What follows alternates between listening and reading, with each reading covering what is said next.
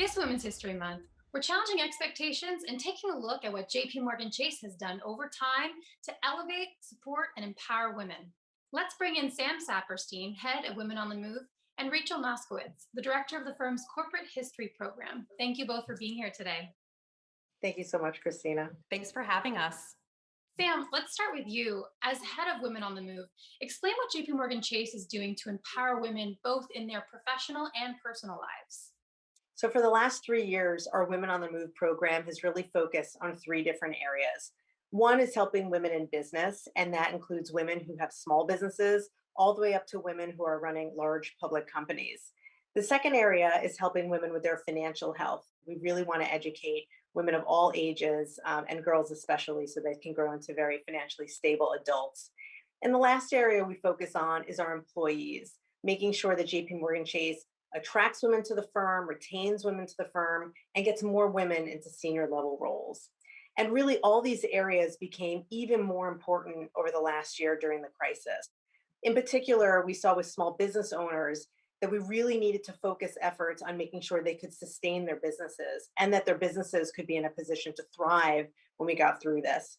So, one important thing that Women on the Move did was to focus on the subject of cash flow management and create more content for women that they could access online for free and make sure that they understood their cash position of their business and made sure they were stable for the future. And we were really proud to see that 85,000 people have gone online to look at this content. So we think it really filled a need out there, and we're going to keep going with small business owners over this year. It's fantastic, Sam, to hear what we're doing. Rachel, as director of the corporate history program, how has the firm and its predecessors enhanced the financial journey for women customers? So it's remarkable to see just how far we've come and how much support there is for women now compared to the early days of banking. Many of our predecessors actually trace their roots back to the 1800s, a time when banking was traditionally a male responsibility. One of our largest Midwest predecessors, the First National Bank of Chicago, opened a women's banking department. This was actually one of the first of its kind in the nation. It provided a clean, safe, comfortable space for women to conduct business away from the busy and oftentimes chaotic main banking hall. Over the next several decades, with more women entering the workforce and as a result, managing their own finances, women's banking departments became a common sight at many of our predecessors. By the 1950s and 60s, our predecessor banks also began hosting financial forums and educational programming for women to help them better navigate the world of banking and all that it could offer. At the same time, we also see banks directing their advertising campaigns specifically towards women. When her needs are financial, her reaction is chemical. Chemical New York, the bank that works hardest for you. So really using this as momentum throughout the rest of the 20th century, our predecessor banks continued to launch new products and services geared towards a growing female clientele. And out of that come many of the programs we offer today. The pandemic has disproportionately affected working women. Research shows many women are either leaving the workforce voluntarily or seeing their jobs eliminated. Sam, how are we shifting our programming to change along with women's needs? So, we're taking a look at these trends very carefully and are just very concerned about what it means for society in general and certainly at JP Morgan Chase.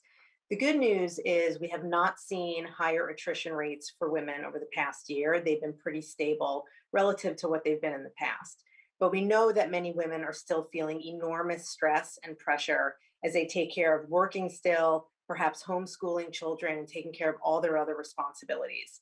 So the firm took a look at this and really last summer and early spring actually rolled out more benefits to help working parents and women around things like additional childcare benefits and a lot more flexibility on work. And so we really tried to encourage managers to stay the course with that flexibility throughout the past year. We're rolling out new education benefits and ways that you can take courses and classes and get degrees much more easily, and having the firm really help with the cost of those programs. And lastly, Women on the Move has rolled out a program in the past few months called Fast Forward, which is helping women think about both their professional and their personal goals. We've seen 3,000 women take this course around the world. And what that really shows me is that women want to continue to develop their careers during this time. They really want to have networks in place and have communities. And even though it's been virtual, we're looking forward to getting people back in the office to have these conversations together. Rachel, how have we seen the culture of the working woman change within the doors of JP Morgan Chase throughout the decades? So I think in order to really understand how the experience of the working woman has changed at JP Morgan Chase, we need to remember that it was only 100 years ago that banks across the country, including many of our predecessors, began to hire their first female officers. In the 1960s, we see JP Morgan Chase predecessors hiring their first female senior executives. In 1969, Chase actually hired its first female trader. In the 1970s, we see JP Morgan Chase predecessors elect their first female board members. And throughout the following decades, our banks initiated a number of internal programs to really help steer female employees towards leadership roles. They also more actively recruited female candidates from colleges and universities and business schools. It's amazing to hear all the accomplishments over the years. And of course, there's always more work to be done.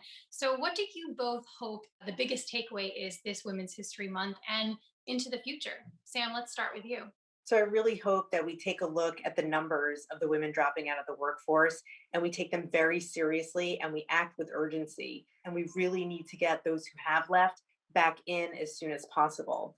Now, that will be dependent upon whether sectors rehire many women who did lose their jobs, but it also will make it more important for us to retrain a lot of women so that they can get new jobs.